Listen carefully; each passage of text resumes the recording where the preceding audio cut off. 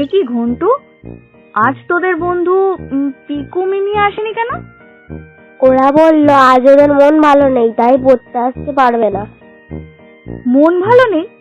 মস্করা হচ্ছে।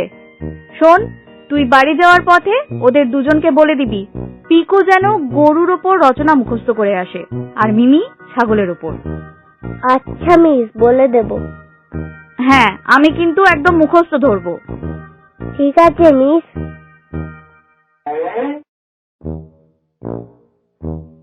কাকিমা, এখন পিকু মিমি কেমন আছে গো? ওদের জ্বরটা অনেকটাই নেমেছে। আমাদের জ্বর তুই মিসকে বলে দিয়েছিস তো ঘন্টু? হ্যাঁ, বলে দিয়েছি। মিস বললো ঠিক আছে, পরের দিন তোদের দুজনকে কুমিরের রচনা মুখস্থ করে আসতে। আচ্ছা ঠিক আছে, আমি এখন আসি কাকিমা। হ্যাঁ আয়। মিমি চল, এখন অনেকটাই ভালো লাগছে। আমরা বরং কুমিরের রচনাটা মুখস্থ করে নিই। ঠিক বলেছিস দাদা, রচনাটা পরীক্ষায় 10 নম্বর থাকে, অনেক বড় হয়, মুখস্থ করতে সময় লাগবে। চল পড়ে নি। এই তো পিকু মিমি দুজনেই এসেছিস। গতকাল শুনলাম তোদের নাকি মন ভালো নেই বলে আসিসনি। না তো মিস, আমাদের তো জ্বর হয়েছিল। ঘন্টুকে জিজ্ঞাসা করো, ও তো আমাদের দেখতে গেছিল। আমার মাও তো বলে দিয়েছিল। না না মিস, জ্বর না, ভাল্লুক জ্বর, ওসব নাটক। তো এখানে ঝগড়া না। যাই হোক, পিকু মিমি তোদের রচনা মুখস্থ করতে বলেছিলাম, করেছিস? হ্যাঁ মিস। বল তাহলে পিকু, গরুর ওপরে রচনা বল। এই সেরেছে, গরুর ওপর রচনা। ঘন্টুটা কুমির বললো। এই মিমি, ঘন্টুটা কুমির বললো। ওই কি বিড়বিড় করছিস, বল।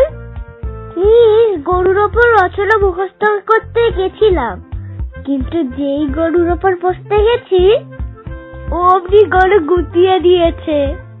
আরে ফাজলামি হচ্ছে। এই মিমি, তুই ছাগলের ওপর রচনা বল।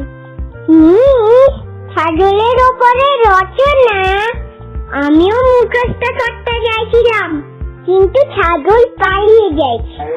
ছি ছি ছি ছি, shame on you। তোরা তো ভালো স্টুডেন্ট ছিলি রে, এরকম বিগড়ে গেলি কি করে? তোদের গার্জেন কল হবে। ও মিস, না মিস, এটা করো না, মা মারবে। তাহলে তোদের 10 মিনিট সময় দিচ্ছি, তোরা এক্ষুনি মুখস্থ করে আমায় শোনা। আচ্ছা মিস। আচ্ছা ফেসাতে বললাম, এর মধ্যে মুখস্থ হবে নাকি? এটা এত তাড়াতাড়ি কি করে মুখস্থ হবে? আইডিয়া, শোন,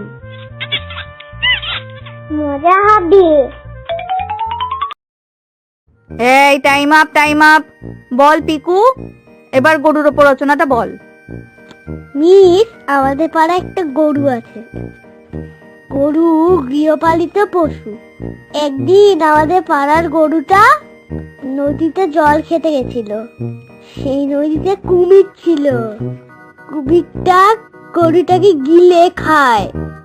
কুমির একটা জলচর ও হিংস্র সরীসৃপ প্রাণী, যা সাধারণত নদী, হ্রদ বা নোনা জলের আশেপাশে বাস করে। এদের গায়ে কাটা কাটা কাটা কাটা থাকে।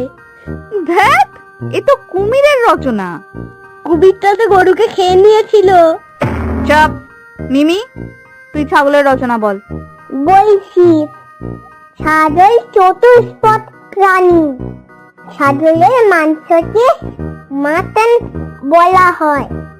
একদিন আমরা নদীর পাড়ে পিকনিক করছিলাম, সেখানে মাটন বিরিয়ানি খাওয়ানো হচ্ছিল। কিন্তু হঠাৎ করে নদী থেকে উঠে আসে একটা আস্ত কুমির।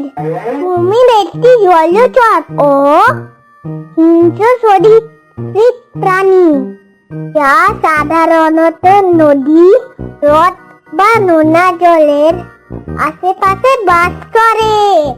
এদের গায়ে চাটা চাটা চাটা চাটা থাকে। হা হা হা। ইয়ার্কি হচ্ছে তোমাদের? দাঁড়াও, আজ তোদের গার্জেন কল হবে। গরুর রচনাতেও কুমির, ছাগলেও কুমির। মিস, অন্য কিছু ধরুন।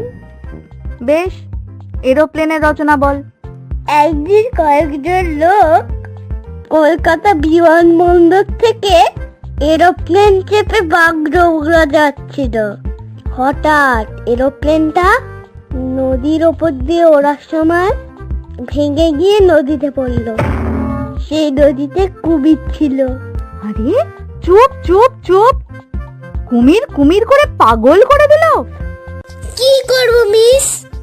খন্টু যে আমাদের কুমিরের রচনা মুখস্থ করতে বলেছিল, আমরাও গায়ে জ্বর নিয়ে সেটা মুখস্থ করেছি। এই দেখুন মিস, এডিটের প্রেসক্রিপশন।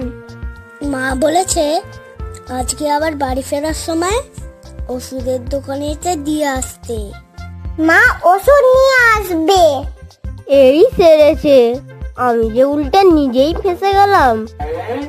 ঘন্টু আমাদের বন্ধু, তাই প্রথমে ওর নামে বদনাম করিনি, কিন্তু এখন বাধ্য হয়ে আসল সত্যিটা বলে দিলাম। ঘন্টু, আজ তোকে আমি কম্বল চাপা দিয়ে ধোলাই দেব। ওরে বাবা রে, মিস ভুল হয়ে গেছে, বাঁচাও। সাবধানে সাবধানে, সামনে নদী, নদীতে কিন্তু কুমির আছে। দাঁড়া বলছি, দাঁড়া।